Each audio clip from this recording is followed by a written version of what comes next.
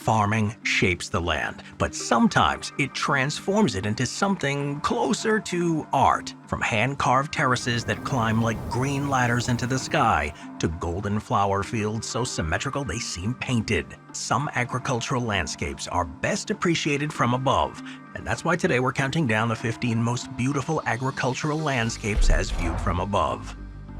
Let's start with number 15, the canola fields of Luping in China.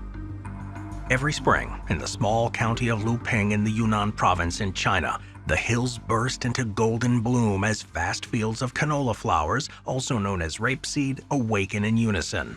This transformation is not subtle, it's a radiant explosion of yellow carpeting the valley floors. Spanning tens of thousands of acres, these canola fields create an amazing spectacle that's both agriculturally important and visually mesmerizing. The crop itself is a staple of Chinese agriculture. Canola is grown for its seeds, which are pressed to produce one of the most commonly used cooking oils in China. The plant also improves soil fertility. It supports the local ecosystems by attracting bees, and it makes it a valuable part of sustainable farming. But despite the picturesque nature here, cultivating these fields is labor-intensive. Many of the plots are too small or steep for heavy machinery, so much of the planting, weeding, and harvesting is still done by hand.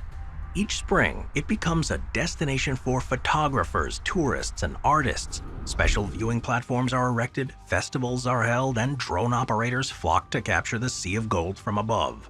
One of the most iconic views is from atop the hills at Jijinfeng, Golden Rooster Peak, where the yellow fields stretch out into an uninterrupted horizon. The combination of natural spectacle, cultural heritage, and sustainable practice makes Luping's canola fields an example of agricultural harmony, where tradition and innovation coexist. From above, it resembles a golden quilt laid out over the terrain. High-resolution imagery reveals the neat geometry of planted fields, interrupted only by dark green hedgerows and forested lime peaks. That vivid yellow saturation in satellite images has even been used to estimate regional bee activity.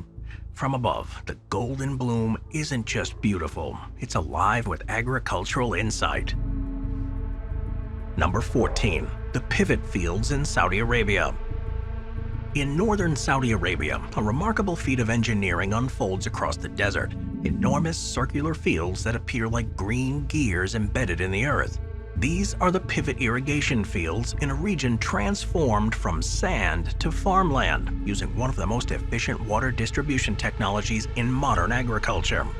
From the ground, they may seem like an ordinary grain or alfalfa plot. From above, though, they resemble the work of a celestial draftsman, an abstract mosaic of near-perfect circles that stretch out into the horizon.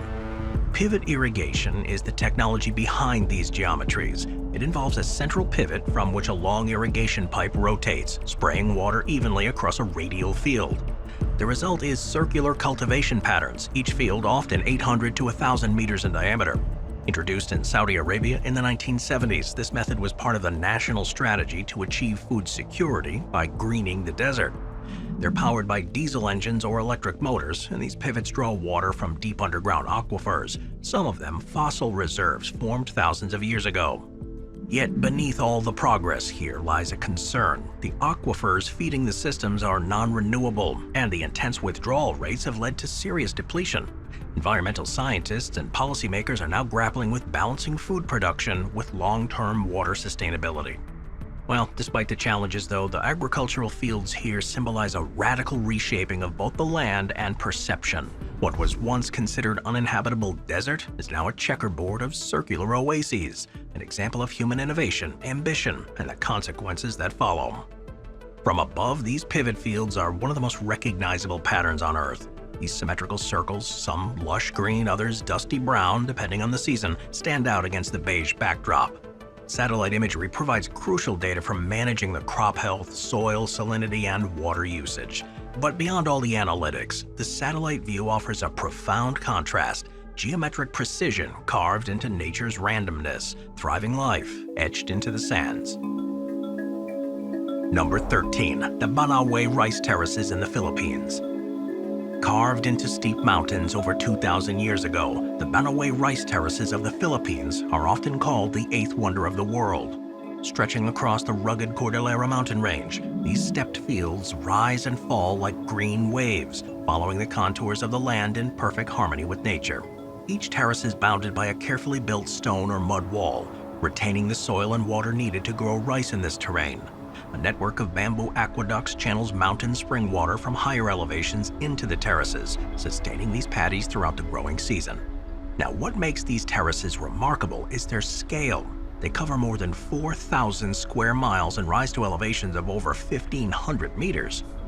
Despite the terrain's challenges, the terraces have remained productive for centuries. Each step in the planting, harvesting, and following cycle is embedded in local rituals, forging a deep spiritual connection between the people and the land.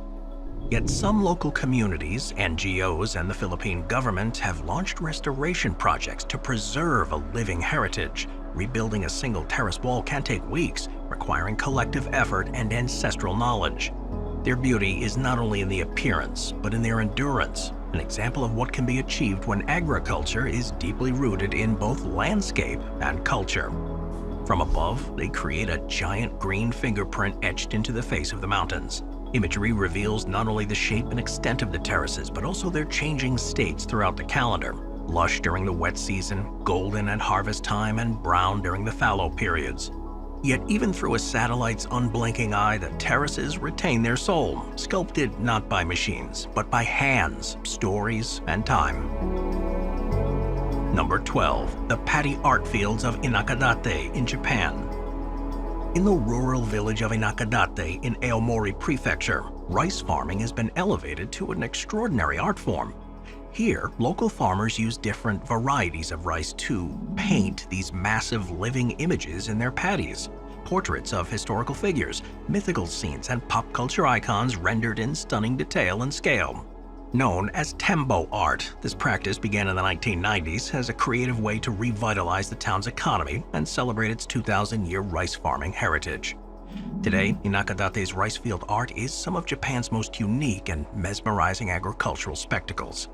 The process begins months in advance. Artists design detailed illustrations digitally, then map each pixel to a specific rice variety based on color: green, white, yellow, purple, or black.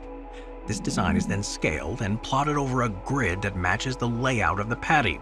During the planting season, hundreds of volunteers and farmers work in synchronized teams to plant the colored rice shoots in exactly the right positions. As the rice grows, the image comes into view like a developing photograph, reaching full clarity by midsummer. But this tambo art is more than a clever gimmick. It is a celebration of place, community, and creative collaboration. Inakadate's farmers have turned an everyday task into a canvas, transforming mundane flatlands into spectacles of living art. It also fosters agricultural education, encouraging younger people to reconnect with farming in imaginative and meaningful ways.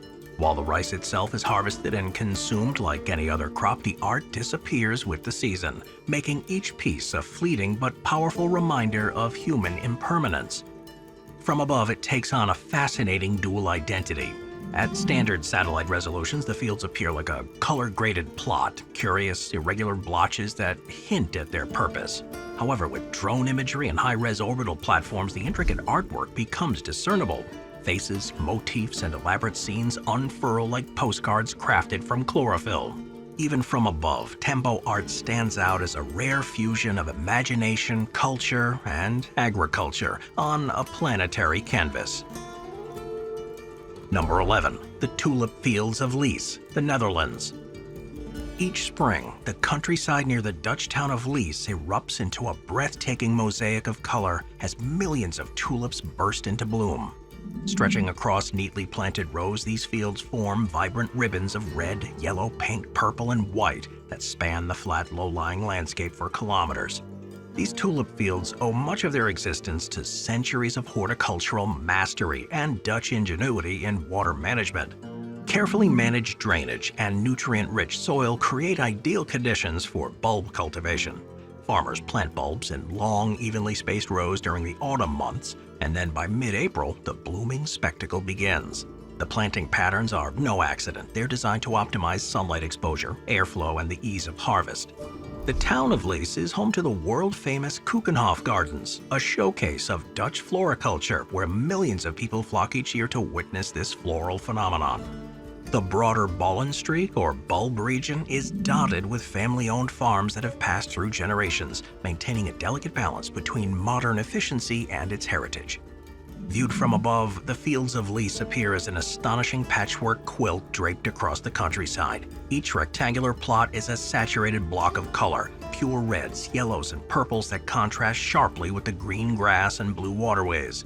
During peak bloom, satellite imagery from platforms like the Sentinel-2 and Landsat provide remarkable visual records of the landscape's transformation.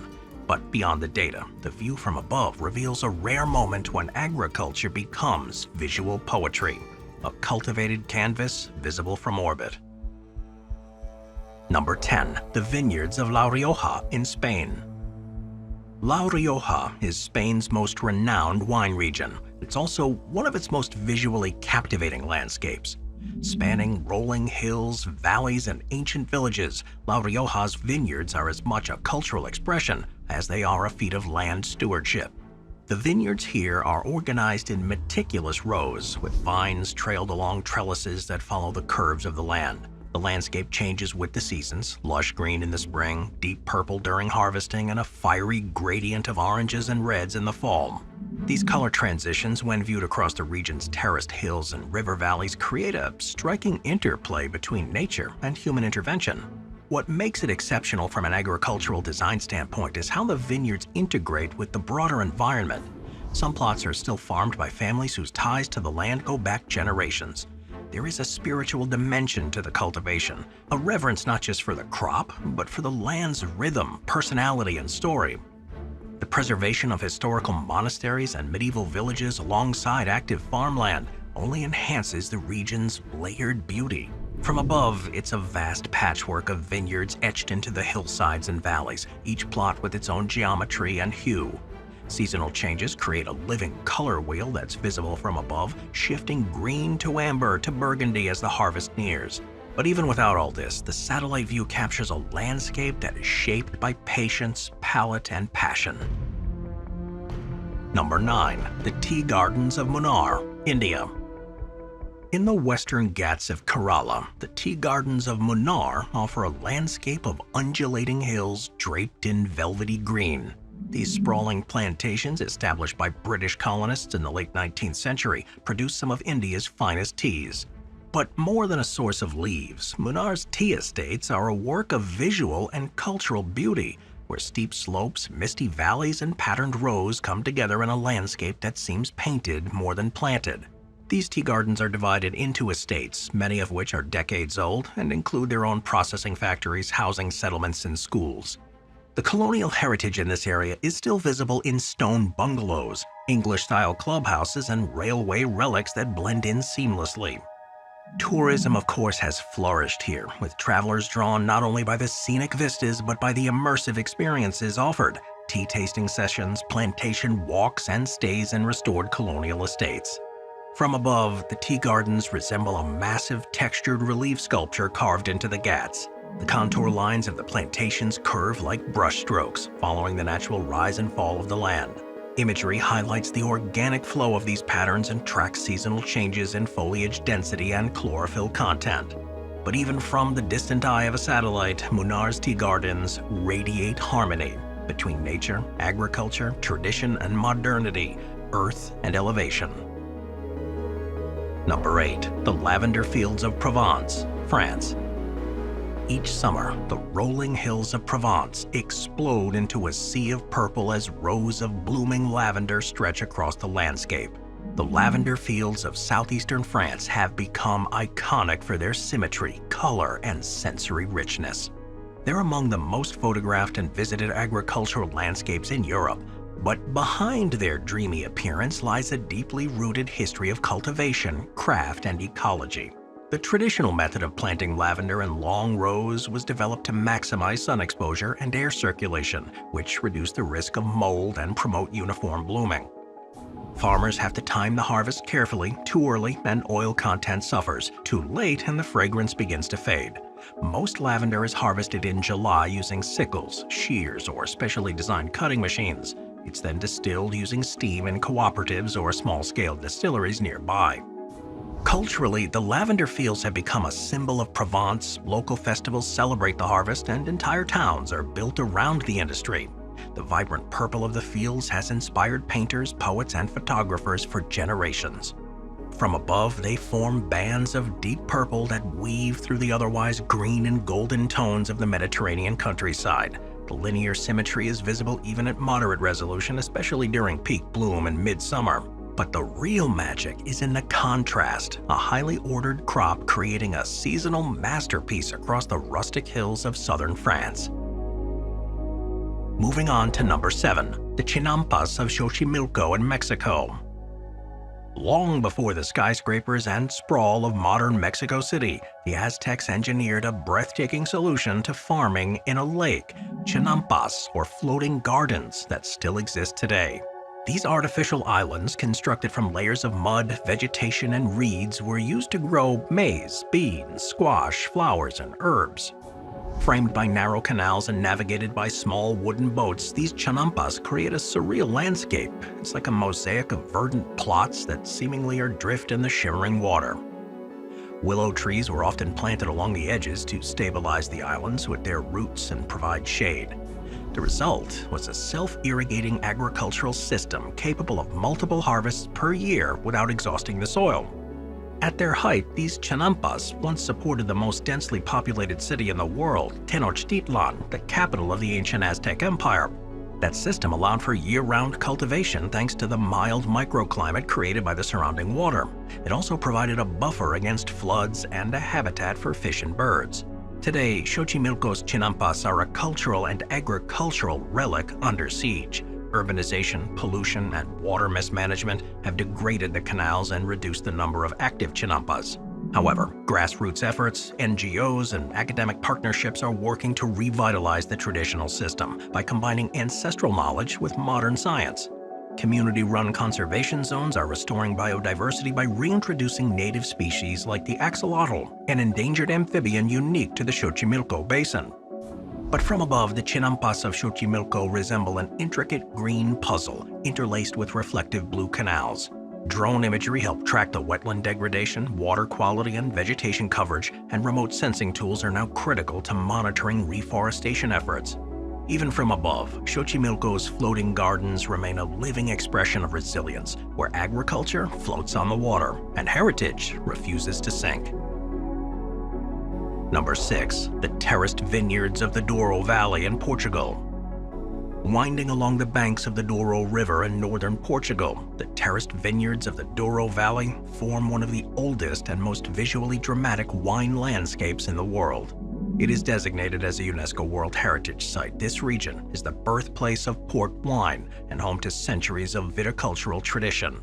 The practice of terracing here dates back to the Roman times, but the landscape as we know it was shaped primarily between the 17th and 19th centuries. Farmers hand-built stone retaining walls, some over 2 meters high, to create flat platforms capable of holding just a few rows of vines each. Each vineyard, known locally as a quinta, is a microcosm of climate, soil, elevation, and orientation. The primary grapes, many varieties, are blended into varying proportions based on tradition, experience, and subtle differences in taste. Manual labor remains essential. The narrow terraces are too steep and irregular for most machines, so pruning, harvesting, and even grape stomping are done by hand or foot. Despite the rustic charm, though, the Douro Valley has embraced innovation. Precision viticultural techniques like GPS soil mapping and vine stress monitoring are now integrated with old-world methods. Winemakers balance heritage with experimentation, producing not only fortified port, but also world-class table wines that reflect the region's renewed dynamism. From above, it reveals itself as a series of undulating green and brown lines, wrapping tightly around rugged hillsides. The terraces create a visual rhythm, parallel, curved, and interrupted only by stone houses and groves. The Douro's layout, seen from above, is nothing short of mesmerizing. It's a response to geology, perfected over generations. Number 5, the jumbled farmland in West Africa. The southern edge of the Sahara Desert. In there lies the Sahel, a vast transitional zone where dry savanna meets creeping desert. Within this environment, people of the Burkina Faso have cultivated a landscape of visual and ecological resilience. Here, farmland takes on a distinctive patchwork appearance, with small, irregular plots bordered by trees, shrubs, and traditional stone bunds. From the air, it looks like a hand-sewn quilt laid across the earth, stitched by necessity, culture, and innovation. Farmers build contoured stoned bunds to slow rainwater runoff, reduce erosion, and trap any nutrient-rich silt. Within the bunded plots, they grow millet, sorghum, cowpeas, and other hardy crops that are suited to this semi-arid climate. One of the more transformative practices here in the region is zai, a traditional method of digging small holes in degraded land and filling them with compost and manure before planting seeds. This technique not only concentrates nutrients, but also attracts termites whose tunneling improves the soil aeration and moisture retention. But despite the poverty, drought, and geopolitical instability here, communities across Burkina Faso have shown a remarkable agency in protecting and improving their land. From above, it looks like a mosaic of reddish-brown earth interspersed with flecks of green, gray, and gold. Drone imagery is an essential tool here to track the land restoration and map erosion risks and guide reforestation zones. Programs like Surveyor and the Great Green Wall Initiative rely heavily on geospatial data to monitor the progress. From above, what might seem like chaotic patterns are in fact masterpieces of survival, proof that even in the margins of habitability, beauty, and balance can thrive. Number 4. The Coffee Highlands of Ethiopia. In the misty highlands of southwestern Ethiopia, where ancient forests blend into cultivated groves, lies the origins of coffee, a landscape rich in biodiversity and cultural depth. Spanning small plots amid wild trees, these highlands grow heirloom coffee varieties in harmony with the land, preserving a legacy over 1,000 years old. Coffee here transcends mere agriculture. It's woven into the fabric of Ethiopian life. Tales of Kaldi, the goat herder who noticed his animals' vigor after eating coffee berries, may linger as legend, but the cultivation of Coffea arabica is grounded in reality. Small farmers often tending fields under a few acres, nature diverse native strains beneath the indigenous canopies. Elevations from about 1,500 to 2,200 meters paired with volcanic soils and alternating wet and dry seasons create prime conditions for quality coffee. Unlike many regions, these highlands favor semi-wild growth, minimal input, and no synthetic chemicals. It's rooted in traditions that shape each harvest. There's an integrated approach that supports sustainability. Shade trees shelter birds, regulate heat and anchor soil, while fallen leaves enrich the earth and biodiversity curbs pests. The result is a low-impact system that nurtures ecosystems and stores carbon effectively. These highlands here reflect a profound unity of nature and culture, farming with forest rhythms rather than against them. But beyond beans, they embody balance and identity. From above, Ethiopia's coffee highlands reveal the textured green expanse that's dotted with farmlands and rivers. Aerial views show a complex, vibrant pattern free of vast monocultures, and satellite tools monitor forest cover, vegetation health, and expansion, highlighting a landscape of coexistence rather than control. Number 3. The Hani rice terraces of Wanyang, China. In the Ailau Mountains of Yunnan Province in China, the Hani rice terraces have an intricate pattern across the steep slopes. Shaped over 1,300 years by the Hani peoples, these terraces trace the land's contours, rising in a shimmering cascade that blends food production, water management, and environmental harmony to sustain thousands of people. Spanning 160 square kilometers from the Red River to heights above 1,800 meters, each terrace balances on earthen walls, guiding water seamlessly from one level to the next. Bamboo pipes and ditches channel rainwater and spring water from mountaintop forests into the paddies below, forming a vital network. The Hani people weave their beliefs into this system. Sacred forests atop the peaks ensure that their water flow and biodiversity, while villages perch mid-slope for access to both fields and streams. Terraces descend beneath, ending at rivers, a practical and spiritual order upheld across generations. Red and sticky rice varieties suited to the altitude grow here. Families tend plots by hand using buffalo-drawn plows and traditional tools. This collective effort underpins the terrace's endurance through the centuries. Seasonal shifts here paint the terraces vividly. Spring floods reflect pink sunsets, summer brings lush green, fall turns fields golden, and winter cloaks them in mist. This changing palette draws photographers and artists to the region's beauty. UNESCO honored these terraces in 2013 as a World Cultural Heritage Site, and it recognized their ecological wisdom and cultural continuity. Yet urban migration, shifting weather, and tourism strain these traditions, with some plots now untended as the youth seek city work. From above, the honey rice terraces flow like silver-edged curves down the mountains. Aerial tools monitor erosion, water efficiency, and forest vitality, while multispectral views track crop health and seasonal changes, revealing a landscape shaped with an enduring grace. Number 2. The oasis farming systems of the Draa Valley in Morocco.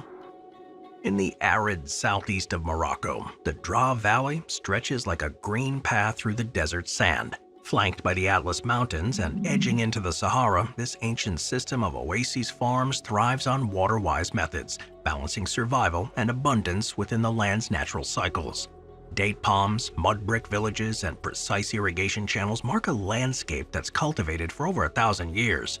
The Draa River, Morocco's longest, sustains that vitality. Seasonal floods and underground aquifers feed intricate channels guiding water through hidden galleries and open canals. Managed by communities with strict schedules, these networks ensure fair distribution, supporting crops like dates, wheat, barley, figs, alfalfa, and vegetables in a layered design. This approach rises in tiers. Date palms tower above, shading the soil and curbing water loss. Ground-level grains and vegetables complete the structure, optimizing space, conserving moisture, and foresting some biodiversity. Composting, crop pairing, and rest periods maintain the soil health too, and the valley holds a deep cultural root. Communities here trace lineage to the Berber tribes, nomads, and traders, their soars blending into the terrain like sculpted earth. Festivals, stories, and music strengthen the ties to farming rhythms and the social bonds. But modern pressures, dwindling river flows, upstream dams, and departing youth challenge that endurance. Solar pumps, water audits, and resilient crops now bolster the system, blending innovation with tradition. From above, it traces a green arc through the ochre sands. Aerial imagery highlights the thriving palms against the barren surrounds, monitoring grove conditions, canal flow, and water levels. This view unveils a profound adaptation etched into the desert.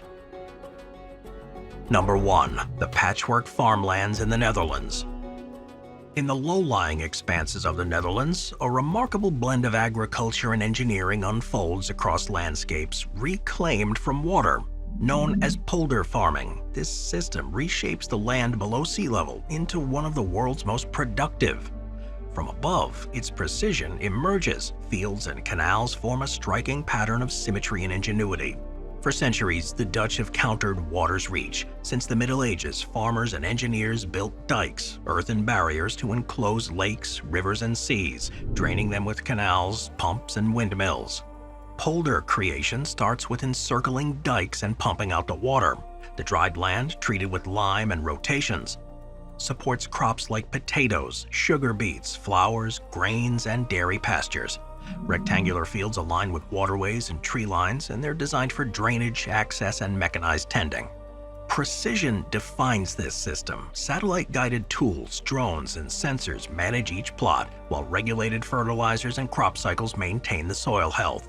Water flows through weirs and automated stations, adapting to rain, tides, and groundwater, ensuring resilience against shifting conditions.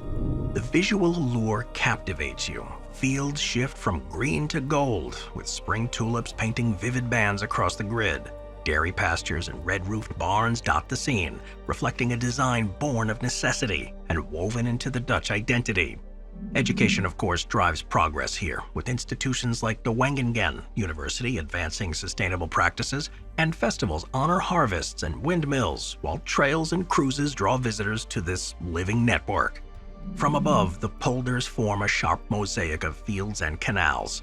Water levels and subsidence guiding management with real-time insight.